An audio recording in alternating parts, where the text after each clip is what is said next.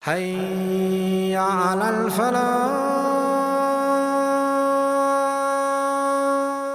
Allah says, don't even go near fornication, adultery, az-zina. Don't even go near it. He doesn't say la tazinu, don't do adultery, don't commit adultery. He says don't go near it. In other words, there's the act itself, and then there is a series of smaller acts that lead to it. It's got a perimeter around it, and you can't even go close to it. One has to understand the language of the Quran and the sensitivity in which it deals with this subject to appreciate the wisdom of Allah Azza wa Jal and how He's counseling us in dealing with this problem. Allah Azza wa Jal is telling us there are certain things that in and of themselves are not haram. You're not going to be able to pinpoint it and say it is wrong. But when you get involved in it, you're going to get sucked into a gravitational field, and it'll pull you in slowly and surely, little by little by little, and eventually it'll get you. Eventually it'll come at you. You know, one of the things we learn about shaitan that is remarkable to me is that he's extremely patient. He won't get you one shot. He'll come at you and he will put a little bit and a little bit and a little bit and a little bit until he destroys your character. He won't come and make you do the wrong thing right away. You know, even in the story of Adam alayhi salam and Hawa, the way he approached them in Surah Al-A'raf is really interesting. He was relentless. It wasn't just one time. Like we assumed that he just came and said, hey, tree, doesn't it look good? And he was gone. No. He was extremely relentless. And he kept at it and he kept at it and he kept at it and he built this idea in them until they would think it's their idea. You know? And when people start listening to shaitan, this is the same surah Allah Azza wa Jalla says, Inna ibadi laysa laka alayhim sultan. My slaves, you're not going to have any authority over them. In other words, people who really submit to Allah, He will not have authority over them. But others, الشَّيْطَانُ يَعِدُكُمُ الْفَقْرَ وَيَأْمُرُكُمْ بِالْفَحْشَاءِ Surah Al-Baqarah. He will command you to do shamelessness. In other words, when you listen to him a little bit, you've granted him a little bit of power. When you listen to him a little more, you've granted him a little more power. And if you keep on listening to him, he gets to the point where he can command you. You will find yourself, I can't even help myself, Brother Norman. I can't even help myself. I don't even know. I don't know how to turn the computer off. I don't know what makes me do that every night. I don't know what makes me do this or that. I don't know what makes me go there. Go into that chat session, you know. Go and log into that, horrific website. Go watch that filth. Why do I end up doing that? Why can't I lower my eyes when I'm in an elevator? When I'm walking down the street? I can't even help myself. I don't know what to do. That's when you know shaitan's got a pretty good hold on you. He's got a pretty solid hold on you. And you've been sucked into a really, a vicious cycle.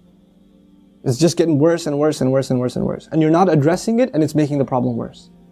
And it's destroying your spirituality altogether. Your relationship with Allah depends on a heart being clean. Every time you're exposed to filth, more dirt, more blackness, more covers are poured on top of your heart.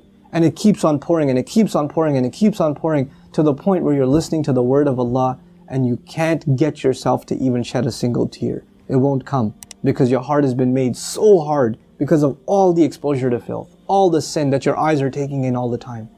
And you don't even care anymore. You know, a good heart, when it sees something inappropriate that doesn't coincide with the commandments of Allah, it is disturbed. It's not attracted, it's disturbed.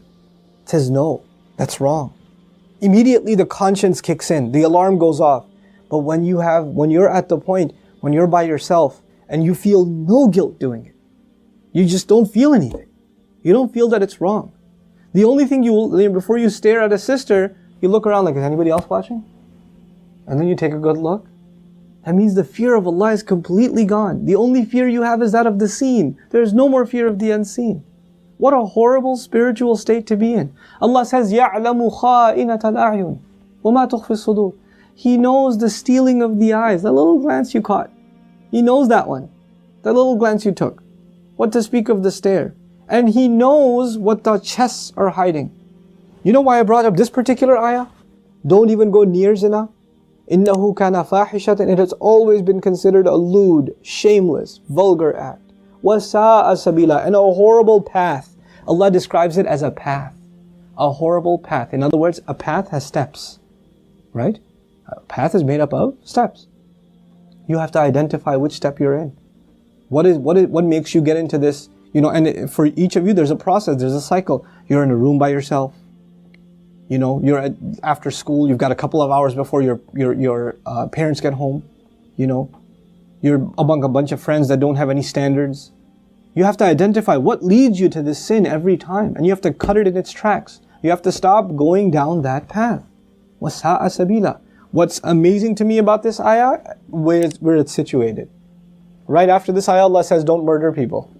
وَلَا تَقْتُلُوا النَّفْسَ الَّتِي حَرَّمَ اللَّهُ إِلَّا بِالْحَقِّ. Don't kill any person that innocent person, essentially. Allah mentioned this crime first and murder second. Can you think of that? Like, we think of murder as this huge crime, right? But Allah says, when you violate the dignity of a human being, that's fahsha. Looking at a human being in that way is violating your own and their dignity. And when we kill a person, we have violated their physical, you know, their right to life. So there's the spiritual murder, fahsha. And there's the physical murder, qatl. There's two kinds of murder here. So Allah mentions the spiritual murder first.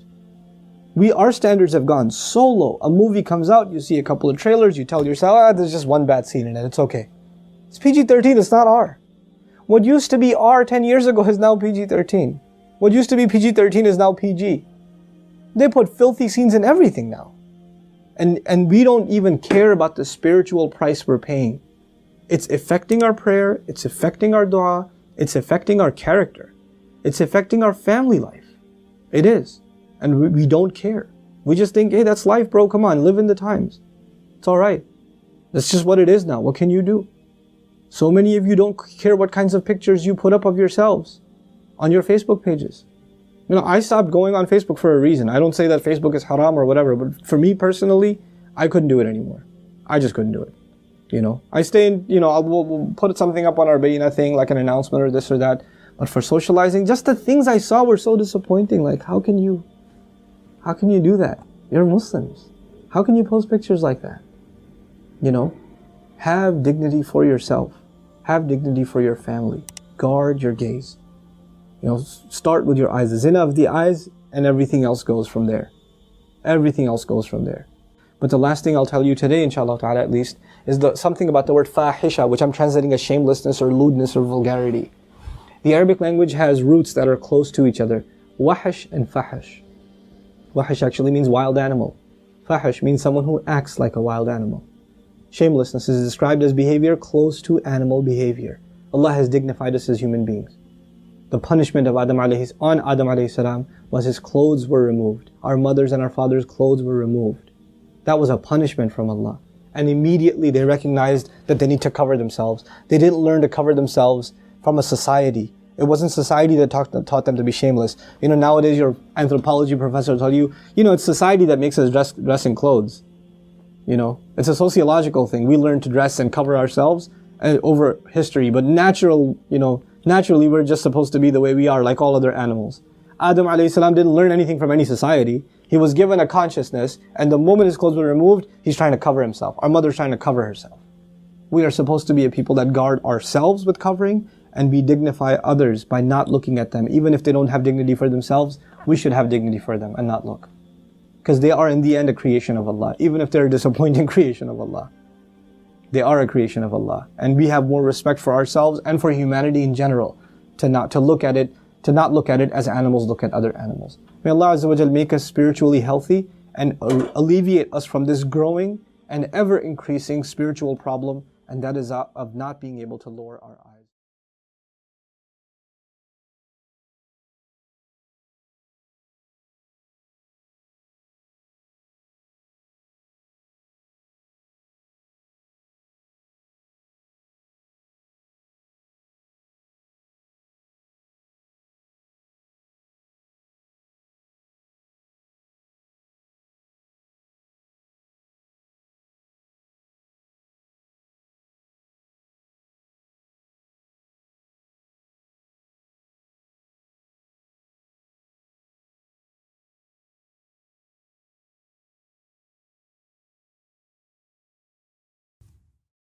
Assalamu alaikum wa rahmatullah. If you enjoyed this video, please do share it with friends and family.